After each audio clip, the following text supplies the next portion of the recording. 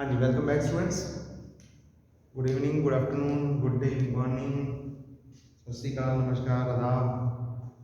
चलो ठीक है बेटा, काम शुरू करते हैं आज का। हमारा नेक्स्ट टॉपिक है लिक्विड्स एट रेस्ट। तो properties of solid, properties of matter पढ़ रहे थे हम, उसमें हमने प्रॉपर्टीज ऑफ सॉलिड कवर कर लिया, राइट। अब हमारे पास है प्रॉपर्टीज ऑफ लिक्विड्स। लिक्विड्स में सबसे पहले हम स्टडी करेंगे लिक्विड्स एट रेस्ट। रखे हुए हैं आराम से, गिलास में पानी रखा हुआ है, रेस्ट पे है, कोई उसमें हलचल नहीं है किसी तरह की, वो कहीं से पाइप से फ्लो नहीं कर रहा। पहले उस पार्ट को देखते हैं। Next part will be consisting of liquids in motion, ठीक है, वो उसको उनकी प्रॉपर्टीज को कंसीडर करना होगा। तो एट रेस्ट में सबसे पहली टर्म जो हमने सीखी है दैट इज प्रेशर। जैसे आपको होता है ना पढ़ाई का बहुत सारा प्रेशर, ये होता क्या फिजिक्स की टर्म्स में क्या होता है उसे सीखते हैं। तो देखो ऐसे गिलास लो, कोई भी कंटेनर लो, वैसे लो, कुछ भी लो, उसमें पानी डाल लो, कोई भी लिक्विड ले सकते हैं, ठीक है। तो हमें पता है कि ये कुछ ना कुछ फोर्स लगा रहा है, कहाँ पे, मेनली तो at the base of the container and at the walls of the container. जहां से भी चेक करना हो, कैसे चेक करोगे, होल कर दो, इसमें क्या होल है, क्या होगा, पानी यहाँ से बाहर निकलने लग जाएगा। यहाँ पे होल कर दो, यहाँ से बाहर निकलने लग जाएगा, यहाँ पे होल कर दो, यहाँ से बाहर निकलने लग जाएगा। That means it is exerting a force on the sides of the container and on the bottom of the container, at the bottom of the container. इस फोर्स को हम बोलते हैं थ्रस्ट। जो ये लिक्विड लगा रहा है इसे बोलते हैं हम thrust, right. And this force per unit area, this force upon area of the surface on which it is acting is known as pressure. तो ये हमारी पहली टर्म है प्रेशर। क्या हो रहा है, this is force upon area, ठीक हो गया। यूनिट्स देखने हैं, यूनिट्स भी देख लो। So since this is force upon area, तो इसके फोर्स के यूनिट्स होते हैं न्यूटन, एरिया के यूनिट्स होते हैं metre per metre square. So this will be units will be newton per metre square, ठीक है। इसे हम पास्कल भी बोलते हैं, pascal. So 1 pascal is basically 1 newton per meter square. And if you want to convert it in serious units, तो वहां पे क्या होता है, न्यूटन को आप टाइम पुट कर दोगे और मीटर को आप सेंटीमीटर स्क्वायर पुट कर दोगे, मीटर स्क्वायर को, तो ये यूनिट्स आ जाएंगे, राइट। और कितना होगा रिलेशन, इसमें 10⁵ होता है, इसमें 10⁵ होता है, स्क्वायर करोगे 10⁴, so basically it will be 10 times, right, पर सेंटीमीटर स्क्वायर, ये हो जाएगा, ठीक है। तो ये यूनिट्स की बात हो गई, प्रेशर की बात हो गई, pressure is force upon area. Units की बात हो गई, या तो न्यूटन पर मीटर स्क्वायर लोगे या टाइम पर सेंटीमीटर स्क्वायर लोगे, ठीक। ये आपको दो बेसिक सी डेफिनेशन और फॉर्मूले पता होना चाहिए। ओके, आगे देखते हैं। इसमें हम हमारे पास प्रेशर में हमें ये बात तो समझ में आ गई कि प्रेशर क्या होता है, लगता कैसे है, इसकी एप्लीकेशन देखें। It is very important actually, very important. Daily life में आप कहीं भी देखो, हम एक्सटेंसिवली यूज करते हैं इसे, प्रेशर को। फॉर एग्जांपल आपने देखा होगा जो नेल्स होती हैं, कील होती है, कील, उसमें हम क्या करते हैं, अगर हमें कहीं भी जैसे ये बोर्ड फिट हुआ है, तो बोर्ड में भी आप क्या करते हो, कील लगाते हो, शार्प एंड को आगे रखते हो और जो मोटा एंड होता है, ब्रॉड होता है, वो उसे हम पीछे रखते हैं और उस पर हम हैमर से स्ट्राइक करते हैं। शार्प एंड को आगे क्यों रखते हैं, क्यों रखते हैं, क्योंकि हमें वॉल में होल करने के लिए शार्प एंड से हम प्रेशर लगाएंगे। एरिया कम होगा तो प्रेशर ज्यादा, और अगर एरिया ज्यादा होगा तो प्रेशर कम। तो हम प्रेशर ज्यादा लगाने के लिए एरिया कम वाली साइड को उस तरफ रखते हैं। अब सिंपल एग्जांपल, ये देखो ये मार्कर है, ठीक है, मैं ये अगर इसकी जगह पेन ले लूं, लेट्स टेक अ पेन, इसमें ओके पेन नहीं लेते, ये ले लेते हैं। तो ये मार्कर में आगे टिप जो है ये शार्प एंडेड है। अगर मैं इस पे ऐसे हाथ मारूं तो आपको पता है इसे मेरे को यहाँ पे पेन होने वाला है, लगने वाला है, ठीक। लेकिन अगर मैं इसकी जगह इसके ऊपर हाथ से ऐसे मारता हूँ, आप लोग अगर ऐसे मारते हो तो आपको दर्द नहीं होने वाला, कम दर्द होगा कंपैरेटिवली। क्यों? क्योंकि F/A फोर्स उतना ही लगाओगे आप, ऊपर से उसी स्पीड से उसी फोर्स से हाथ लगाओगे, लेकिन एरिया जो है अगर कम होगा तो ज्यादा प्रेशर लगेगा, ज्यादा दर्द होगा, अगर कम प्रेशर लगेगा तो कम दर्द होगा। ऐसे आप कह सकते हो सैंड पे चलना डिफिकल्ट रहता है, क्यों? क्योंकि मॉलिक्यूल्स छोटे छोटे होते हैं और एरिया कम होता है तो प्रेशर ज्यादा लगता है। लेकिन अगर आप सैंड के ऊपर कोई वुडन ब्लॉक बिछा दो फिर क्या होगा? फिर चलना आसान हो जाएगा क्योंकि एरिया बढ़ गया। और भी चीजें कर सकते हो, आपने कुछ कर दिखाना है, इंडियाज गॉट टैलेंट वाले टाइप चाइना में कुछ शोज देखे होंगे जिनमें एक आदमी नेल्स के ऊपर बेड बनाया हुआ प्रॉपर नेल्स का और उसके ऊपर लेटा हुआ है और आराम से या उसके ऊपर चल रहा है, कोई दिक्कत नहीं हो रही उसे, लेटना आसान है ज़्यादा। क्यों? क्योंकि सारे के सारे नेल्स जो हैं वो शार्प एंडेड जो हैं वो इकट्ठी हैं, तो उनके ऊपर बिल्कुल फ्लैट बिल्कुल बराबर लेटा हुआ है। अगर किसी साइड पे वो नीचे और किसी साइड पे ऊपर हुआ तो उसे प्रॉब्लम होगी, लेकिन जब तक वो बराबर लेटा हुआ है the bundle of nails is acting as one body only, तो वो area basically sharp ended object से मिला के एक पूरा टोटल बड़ा एरिया बना रहा है। तो दिखने में लगता है कि वो बड़ा मुश्किल है, नेल्स के ऊपर बैठा है, लेकिन it's acting as a complete area for that body. वो बैठने का स्किल है उसका, टैलेंट है उसका, ये है, ठीक है। इस तरह से हम बहुत सारी जगहों पे आप कहीं पे भी इसे यूज कर सकते हो, कहाँ पे प्रेशर ज़्यादा करना है, कहाँ पे कम करना है, कहाँ पे हमें किस तरह की जरूरत होती है उसके हिसाब से। इसी में जो आगे पॉइंट आता है वो आता है कि अगर लिक्विड की बात कर रहे हैं हम, अगर प्रेशर को एक जगह से दूसरी जगह पे ट्रांसमिट करना हो तो क्या होगा? तो पास्कल वॉज द पर्सन, इसमें हमारे पास आता है next pascal law. Pascal law क्या होता है? पास्कल लॉ होता है कि अगर एक लिक्विड में एक जगह पे प्रेशर लगा हुआ है, कुछ भी XYZ प्रेशर लगा है, लेट इट बी P, और आप अगर एक जगह पे लेट्स से मैं इस तरफ से एंटर करवाता हूं P प्रेशर, तो ये जो प्रेशर पहले था उसमें अब हमने क्या किया? हमने किया increase in pressure, increase in pressure, ठीक है, at one end of a liquid at rest. The Pascal law states that this increase in pressure is transmitted equally in all the directions.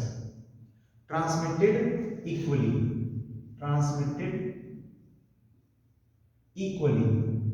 अगर सिस्टम क्लोज्ड है उस तरह से अगर आप देखोगे, so it is transmitted equally in all the directions. This is Pascal law. ठीक है? कैसे चेक करेंगे? लेट्स से आपने एक कोई भी कंटेनर ले लिया, इसमें बहुत सारे छोटे छोटे होल्स कर दिए, यहाँ पे यहाँ पे यहाँ पे यहाँ पे 5-7 होल्स कर दिए छोटे छोटे, ठीक है, खाली है ये। बैलून ले लो, बैलून से नहीं समझ में आता तो कोई रबर बॉल ले लेना, ठीक है, बास्केटबॉल ले लो, ऐसा कुछ भी आप ले लिया और फिर एक बड़ा सा होल किया और वहां से इसके अंदर पानी जो है वो पानी इंसर्ट कर दिया, आपने वाटर इसके अंदर इंसर्ट कर दिया। अब आप क्या करो, इस बड़े होल को बंद कर दो और या इसे प्रेस करो यहां से, तो आप देखोगे कि सारे जितने छोटे छोटे होल्स हैं सबसे पानी निकल रहा है इक्वल, उससे प्रेशर से सारे छोटे छोटे होल्स पे पानी बाहर आ रहा है, एमिट आउट हो रहा है। तो ये एक एग्जांपल है। दूसरा एक्सपेरिमेंट करके सोच के देखते हैं। मान लो मैंने एक कंटेनर लिया ऐसा कुछ, जिसमें यहाँ पे एक पिस्टन लगा हुआ है और एक यहाँ पे पिस्टन लगा हुआ है और एक यहाँ पे भी लगा देता हूँ मैं, ठीक है। तो यहाँ वाला सबसे बड़ा है, let it be 2A, area कितना हुआ इसका 2A, और यहाँ वाले का मैं एरिया मान लेता हूँ A/2 और यहाँ वाले का एरिया मैं ले लेता हूँ A। ठीक है। अब आपने इसमें पूरे में पानी भरा हुआ है और ये जो है यहाँ पे पिस्टन लगा हुआ है, पिस्टन समझते हो ना, वो इंजेक्शन वाला होता है ना, जो ऊपर नीचे कर सकते हैं आराम से, वो वाला ही है। तो अब पास्कल लॉ के हिसाब से मैं मतलब क्या बनता है वो बताता हूँ। मान लो हमने यहाँ से बाहर से कोई फोर्स लगाया F फोर्स हमने लगाया, इसके वजह से फोर्स अपॉन एरिया, इसका एरिया कितना है A, फोर्स अपॉन एरिया, इतना प्रेशर सिस्टम में बढ़ गया, इतना प्रेशर सिस्टम में बढ़ गया। Now this pressure will be transmitted equally at all the points. अब दूसरे जगह जो खाली जगह पिस्टन काम कर सकता है वो ये है या ये है, ये दो जगहें ऐसी हैं जहां पे पिस्टन है, वो प्रेशर आपको दिखेगा। यहाँ पे कितना प्रेशर दिखेगा, जितना आपने बाहर से लगाया, जितना आपने बाहर से लगाया, कितना प्रेशर, P प्रेशर, ठीक है। और इस P प्रेशर की वजह से ये दोनों जो पिस्टन है ऊपर को मूव करेंगे, ठीक। प्रेशर इक्वल है या फोर्स इक्वल है, चेक कैसे करोगे।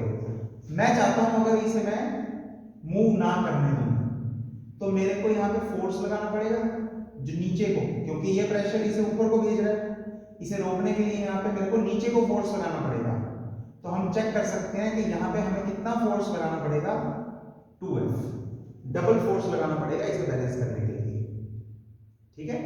ताकि 2F upon 2A, area double है ना, so 2F upon 2A will be equal to P pressure, pressure बराबर होना चाहिए।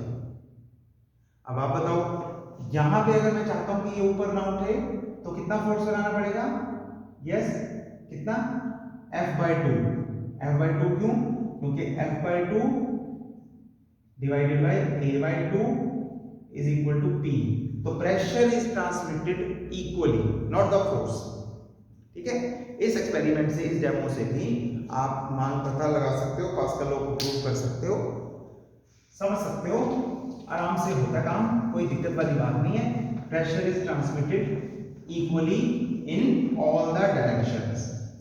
अगर इंक्रीजिंग प्रेशर हुआ तो वो उस तरह से इसमें ट्रांसफर हो जाएगा, ठीक हो गया, सिंपल था, है ना।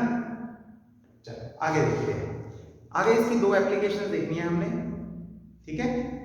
एक एप्लीकेशन है हाइड्रोलिक, हाइड्रोलिक का मतलब आपको पता ही है, लिफ्ट, और दूसरी एप्लीकेशन है hydraulic brake, hydraulic lift and hydraulic brake. Lift तो बड़ा आसान है, हमने अभी अभी कहा। अगर मान लो मैं एक कंटेनर लूं, उसमें एक साइड जो है वो पिस्टन लगाऊं, छोटा एरिया लूं, दूसरी साइड पिस्टन लगाऊं, बड़ा एरिया लूं, ठीक है। यहाँ पे एक पिस्टन लगा हुआ है और यहाँ पे एक पिस्टन लगा हुआ है, इसका एरिया है A, इसका एरिया बड़ा है, लेट इट बी 2A और 3A, कुछ भी, ठीक है। तो अगर मैं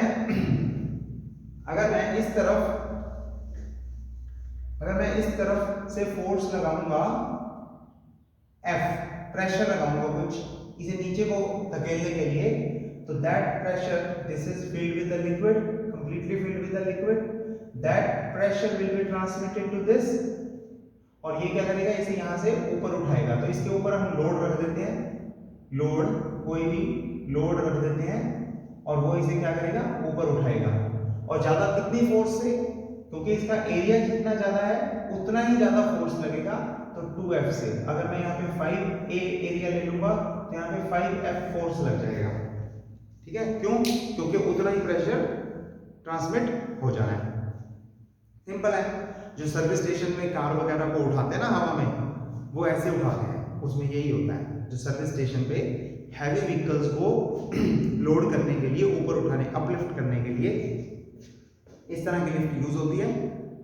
एक सिलेंडर होता है जिसमें छोटे एरिया ऑफ क्रॉस सेक्शन वाला पाइप है, small area of cross section, दूसरा सिलेंडर है of large area of cross section. यहां से आप इसे इन दोनों सिलेंडर्स को कनेक्ट कर देते हो, दोनों को कनेक्ट करके आप क्या करते हो, छोटे एरिया ऑफ क्रॉस सेक्शन वाले पे प्रेशर P एक्सर्ट करते हो और pressure P becomes F by A। Pressure P exert करने के लिए आपको F फोर्स लगाना पड़ता है और वही प्रेशर यहाँ पे ट्रांसमिट होता है, और क्योंकि यहाँ पे वही प्रेशर गया और इनटू एरिया इसका n टाइम्स है, तो उस पे मतलब जितना आपने फोर्स लगाया उसका n टाइम्स फोर्स वहां पे लग जाता है। तो कार को उठाने के लिए, मान लो 100 किलो की कार उठाने के लिए आपको 100 किलो फोर्स लगाना है, तो आप यहाँ पे 10 गुना एरिया ले लो, वहां पे आप 10 किलो का भार लगाओगे और 100 किलो को उठाओगे। इस तरह से है ये, ठीक है, एरिया ऑफ क्रॉस सेक्शन के हिसाब से इस तरह से वो लिफ्ट का काम करती है। सेम कॉन्सेप्ट ब्रेक में होता है। ब्रेक में क्या करते हो आप पैडल, ये आपका ब्रेक पैडल होता है, इस पे आप पैर लगा रहे हो, ठीक है, ये आगे कनेक्टेड है एक पिस्टन से, ठीक। ये पिस्टन को आप जैसे ही पैर लगाते हो, ये पिस्टन आगे को लिक्विड भरा होता है, उस आगे को पुश होता है, अंदर पुश होता है, अंदर पुश होने के बाद इसमें लिक्विड भरा हुआ है, ये लिक्विड आगे जाके दूसरे पिस्टन से कनेक्टेड है, ठीक है।